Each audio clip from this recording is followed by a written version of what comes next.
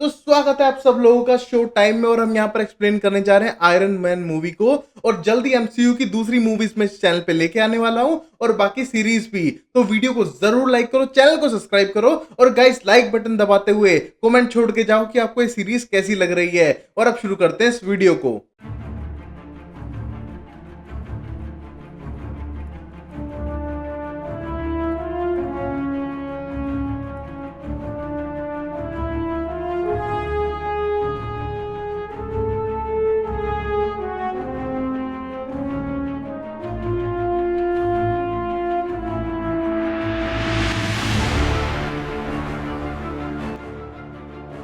ये कहानी Tony Stark के स्टार्ट होती है, जिसके फादर थे हार्डवर्ड स्टार्क, और वो अमेरिका के लिए वेपन्स बनाया करते थे। बट उनकी और उनकी वाइफ की डेथ के बाद टोनी स्टार्क ने उनकी कंपनी को हैंडल कर लिया था, और 21 साल की उम्र में वो एक बिजनेस टाइफून बन चुके थे। वहीं पर हम देखते हैं ओबिडाया स्टेन, जो उसके फादर के दोस्त थे, वो हेल्प करने लगते हैं टोनी स्टार्क को इस कंपनी को आगे बढ़ाने में। और यहाँ पर हम देखते हैं टोनी स्टार्क एक प्लेबॉय टाइप पर्सनैलिटी है, और बहुत ही ज्यादा जीनियस है और रिच भी।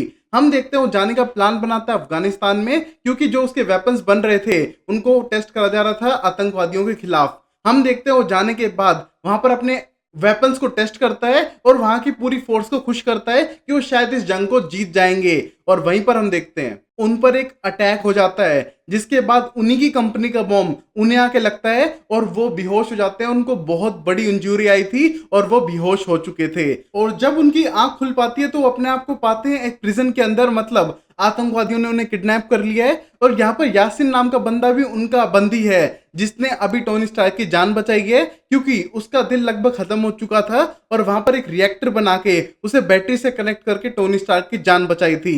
वही हम देखते हैं टोनी स्टार्क उसके साथ काम करने लग रहा था, बट तभी हम देखते हैं वहां पर आतंकवादी आ जाते हैं और उनको बोलते हैं कि तू टोनी स्टार्क है, तू बड़े बड़े वेपन्स बनाता है, अब तू हमारे लिए वेपन्स बनाएगा। बट हम देखते हैं टोनी स्टार्क उनको झूठ मूठ की हाँ कह के वहां से उनके हाथों वेपन मंगा लेता है उन पे काम करने के लिए, और अपना एक रिएक्टर वापस तैयार करता है जिसको इस बैटरी से रिप्लेस करेगा। वही हम देखते हैं रिएक्टर बनाने के बाद अपना एक सूट बनाने की तैयारी करता है यहाँ से निकलने के लिए, क्योंकि उसे पता है इन आतंकवादियों के पास हथियार है, वो भी उसी की कंपनी के, जो कैसे आए उसे खुद नहीं पता है, और उसको यहाँ से निकलने के लिए एक आर्मर सूट की जरूरत पड़ेगी।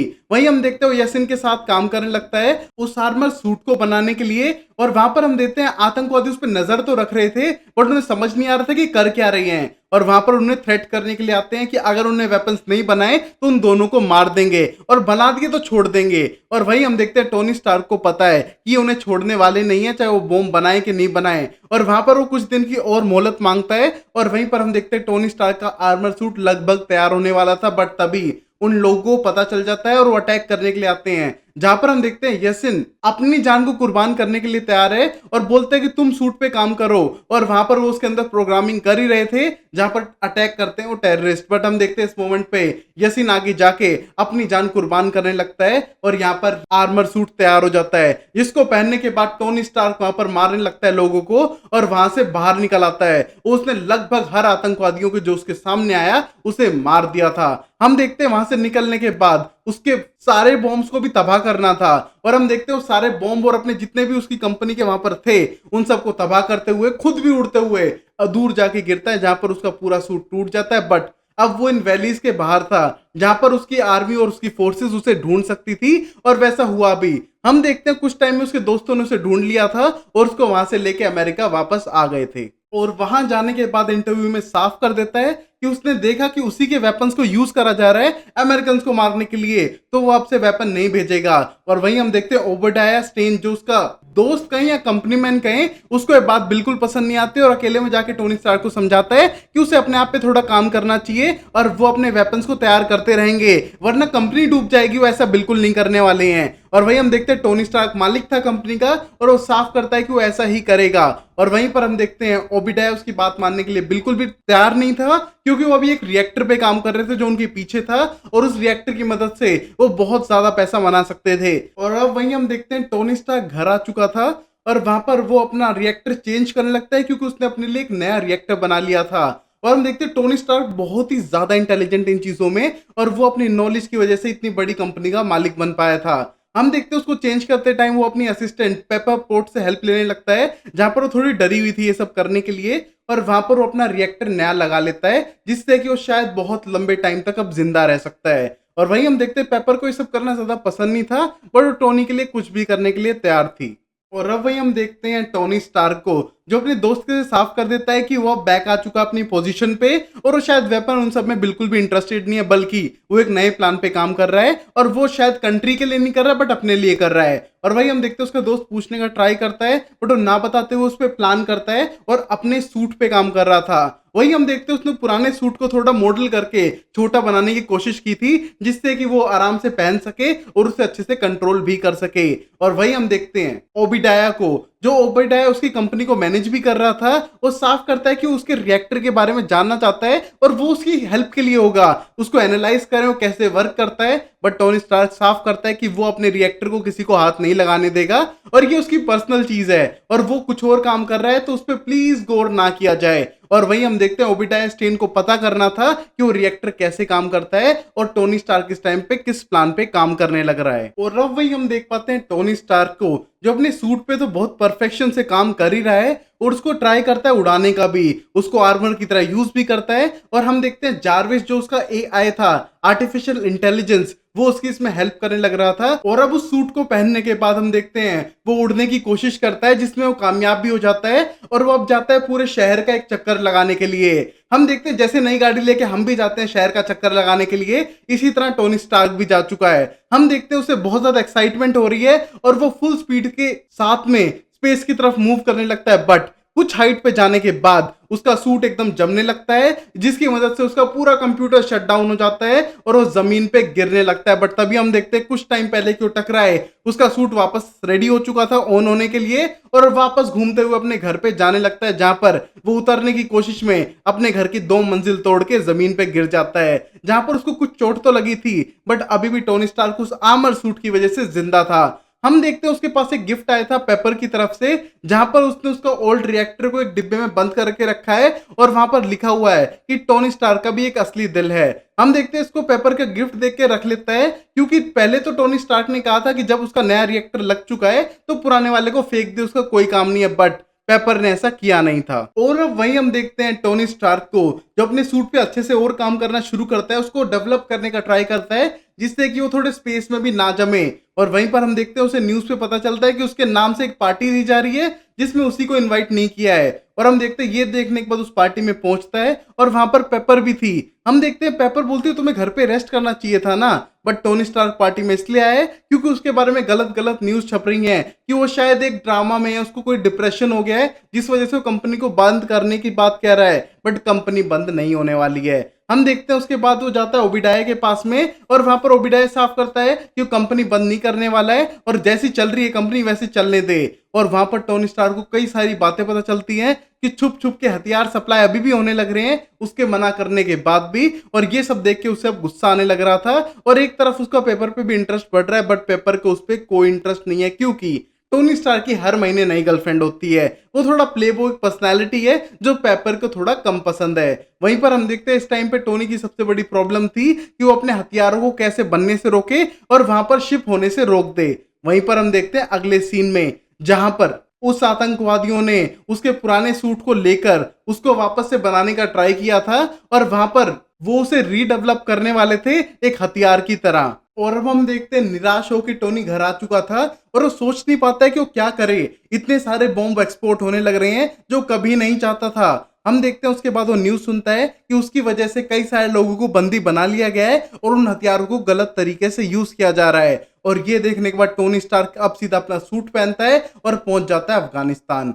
हम देखते हैं वहां पर पहुंचने के बाद वो उन आतंकवादियों को मार के उन सब लोगों की जान बचा लेता है। और वहां पर हम देखते हैं जैसे आतंकवादी उस पर उल्टा अटैक करते हैं उसी के वेपन से, तो अपने जितने भी वेपन थे उन सबको खत्म कर देता है और वहां से जाने लगता है। बट तभी अमेरिकन एयरफोर्स वहां पर पहुंच चुकी थी और उसका पीछा करने लगती है, क्योंकि वहां पर अटैक करना इस टाइम पे मना था, क्योंकि वहां पर सिविलियंस थे। और हम देखते हैं टोनी स्टार्क उनसे बचते हुए उस सूट के अंदर वहां से भागने का ट्राई करता है, और वहां पर एक पायलट का प्लेन भी क्रैश हुआ था, उसकी जान बचा के वहां से भागते हुए अपने दोस्त को फोन करके कहता है कि सूट के अंदर मैं हूं, अटैक मत करो। और वहीं उसका दोस्त अपने कोलिग्स को नहीं बता सकता है, बट वो ट्राई करता है उसकी जान बचाने का। और वहां पर हम देखते हैं टोनी स्टार्क वापस आ चुका था, ये पूरा हमला करके सब कुछ परफेक्ट करके अपनी तरफ से। और यहाँ पर पेपर उसे सूट उतारते हुए देख लेती है, और ये देख के पेपर को बिल्कुल भी अच्छा नहीं लगता है, क्योंकि वो सूट के अंदर था और उसके ऊपर गोलियां चल रखी थी। और यहाँ पर पेपर उसकी चिंता करने लगी थी। और वही हम ओबेडाय को देखते हैं, वो मिला हुआ था उस आतंकवादियों के साथ में। उनके पास जाकर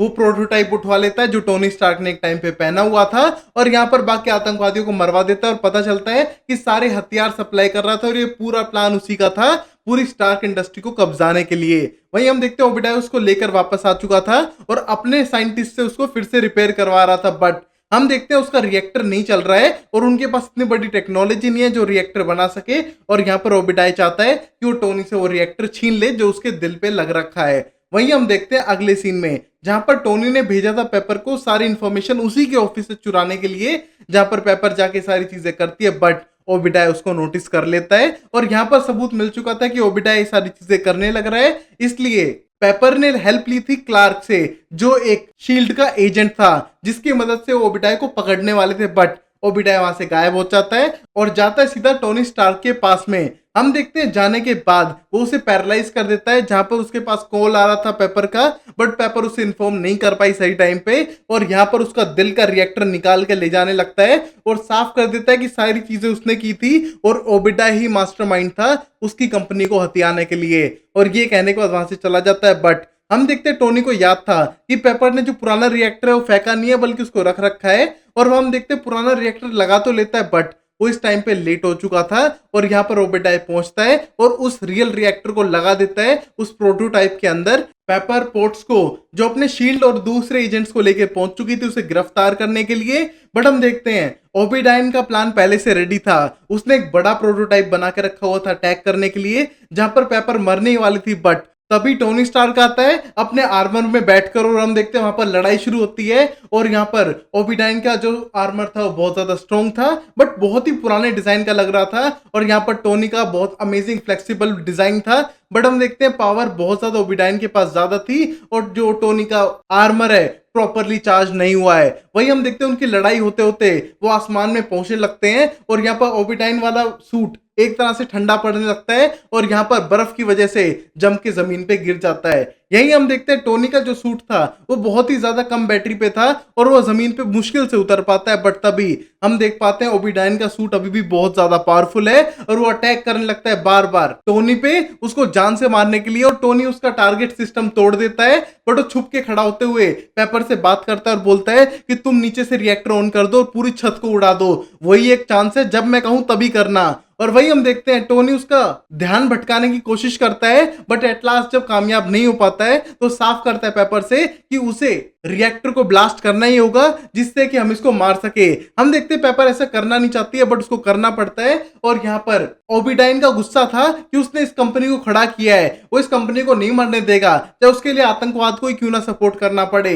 और वही हम देखते हो आगे बढ़ने लगता है मारने के लिए टोनी को, हमेशा हमेशा के लिए। बट तभी पेपर ऑन कर देती है रिएक्टर को और पूरी छत उड़ जाती है, जिससे टोनी एक कोने में जाके गिर जाता है और उसे भी चोट लगी थी, बट वो जिंदा बच जाता है और ओबेडाय की मौत हो जाती है। वहीं हम देखते हैं इस मोमेंट पे पूरी जगह ब्लास्ट हो चुकी थी और अगले दिन हम टोनी को देख पाते हैं जिसको छोटी मोटी चोटी लगी है और उसके आर्मर ने उसे बचा लिया था। और वहीं हम देखते हैं पेपर उसे बोलती है कि तुमको सबने नोटिस किया तुम्हारे सूट के अंदर और किसी को कुछ नहीं पता चलेगा, हम पूरी बात को कवर अप कर लेंगे।